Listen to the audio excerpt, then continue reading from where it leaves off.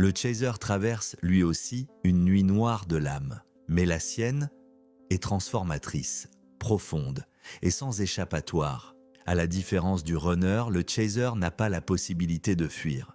Il ne peut pas mettre ses émotions en pause ni fermer son cœur pour se protéger. Il est forcé d'affronter ses peurs, de regarder ses blessures en face et de plonger entièrement dans ce qu'il ressent. La nuit noire de l'âme du chaser, c'est une véritable descente en enfer. Tout s'effondre, son monde intérieur se brise, ses repères disparaissent, il perd confiance en lui, en la vie et parfois même en l'amour. C'est une douleur brutale, comme si on lui arrachait le cœur de la poitrine. Il ne comprend plus rien, tout ce qu'il croyait solide s'écroule, ses croyances, ses certitudes, ses espoirs, tout se dissout, c'est une mort symbolique, la fin de l'ancien lui. Le chaser peut se réveiller le matin avec cette impression d'étouffer, le cœur lourd, vidé d'énergie. Il pleure sans raison ou pour chaque raison. Il regarde autour de lui et plus rien ne semble avoir de sens.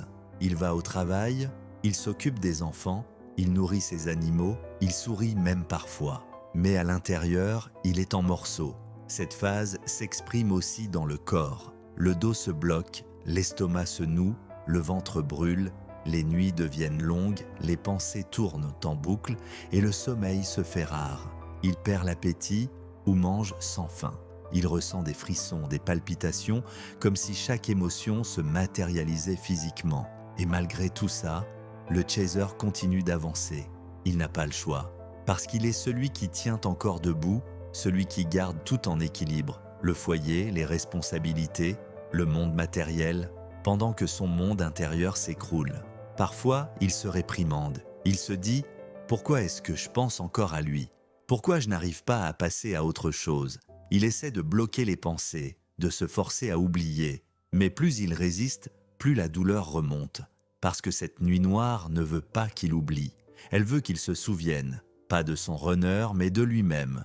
Le chaser croit au départ que c'est une punition.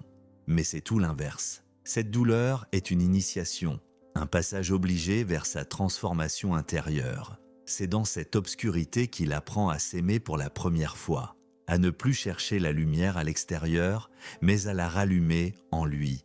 Et un jour, au milieu de la nuit, alors qu'il croit être seul, il ressent quelque chose, un calme, une paix qu'il n'avait plus connue depuis longtemps. Il comprend que tout ce qu'il a perdu, c'était ce qu'il devait laisser mourir, et que tout ce qu'il croyait brisé était simplement en train de renaître. La nuit noire du chaser, c'est la fin d'une illusion, et le début de sa vérité, car c'est dans le noir absolu qu'il finit par voir la lumière qu'il portait déjà.